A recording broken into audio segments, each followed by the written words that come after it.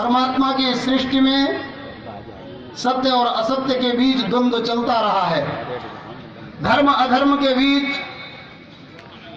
युद्ध चलता रहा है। और आज भी वो द्वंद्व,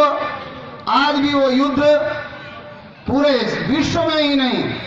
अभी तो पूरे इस देश में ही नहीं, अभी तो पूरे इस विश्व में व्याप्त है। हजारों वर्षों के अंधविश्वास, हजारों वर्षों के अज्ञान, हजारों वर्षों की गुलामी के बाद ऋषि दयानंद ने जो दिशा दिखाई, उस दिशा पर, उस मार्ग पर चलते हुए कितने लोगों का बलिदान हुआ, कितने लोगों ने इस सत्य के लिए अपने प्राण दिए, इसको आर्य समाज से जुड़ा हुआ प्रत्येक नर नारी भली भांति जानता है। लेकिन फिर भी एक कशक है जो प्रत्येक सच्चे आर्य के हृदय में है, वो ये है कि जितना कार्य होना चाहिए था, जितनी तीव्र गति से होना चाहिए था, वो नहीं हो पाया। और उसके कारण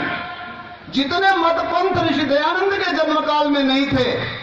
उससे ज्यादा आज जड़े जमाए हमारे सामने खड़े हो गए। परिणाम स्वरूप आप जानते हो कि आपके हमारे जीवन काल में एक छोटा सा कांटा रामपाल बड़ी मुश्किल से उखाड़ पाए, और उसके लिए कितना संघर्ष आचार्य बलदेव जी ने किया, उनके साथ हजारों युवाओं ने किया, वो इतिहास में दर्ज है।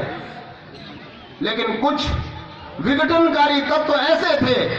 कि जिन्होंने उस संघर्ष को परिणत पर पहुंचने से पहले ही आचार्य जी के चारों तरफ घेरा डाले रखा, और ऐसा घेरा डाला जिसका परिणाम आज आर्य समाज के सामने दृष्टिगोचर हो रहा है। तब बहुत लोगों को हमारी बातें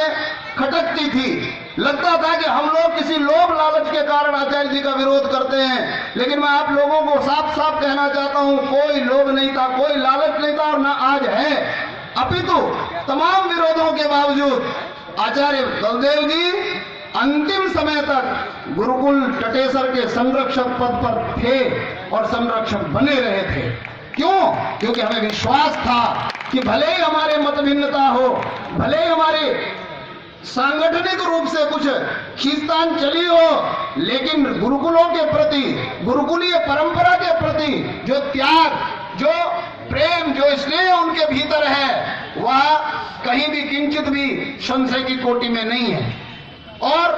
आचार्य राजेंद्र जी और हम तो कम से कम एक निरुक्त जैसे विषय के सहपाठी भी रहे हैं, और हम सब ये आर्य मानते हैं कि आज उनकी स्मृति की स्वरूप हमारे पास जो उपलब्ध है, ये गुरुकुल कालवा और गौशाला धड़ोली,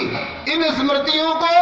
भविष्य में और भी फलीभूत करना, ये प्रत्येक आर्य का परम कर्तव्य है, प्रत्येक आर्य का परम कर्तव्य है, और प्रत्येक व्यक्ति को इसे आगे बढ़ाना है। इसलिए यदि, जैसा कि मैंने सुना बीच में कि कुछ इस प्रकार के लोग भी हैं कि जो सोचते हैं कि इस गुरुकुल को क्षति पहुंचाई जाए, या आचार्य राजेंद्र को क्षति पहुंचाई जाए, या विद्वानों को क्षति पहुंचाई जाए, हम पूर्ण आश्वासन के साथ कह सकते हैं कि ऐसा अवसर हम लोगों के रहते हुए आना नहीं चाहिए, और हम लोगों के रहते हुए नहीं आएगा। यही हमारी उस तपस्वी आचार्य के प्रति श्रद्धांजलि होगी, और श्रद्धांजलि होती ही यही है कि उनके जो सत्य सिद्धांत थे उनको हम अपने जीवन में धारण करें, और उन सत्य सिद्धांतों के आधार पर जो सत्य सिद्धांतों के प्रचारित प्रसारित करने के केंद्र हैं उनको हम सुरक्षित रखें, उनको उन्नतिशील रखें, और उन्नति के मार्ग पर बढ़ाते हुए इस संपूर्ण राष्ट्र के लिए आर्यों का संदेश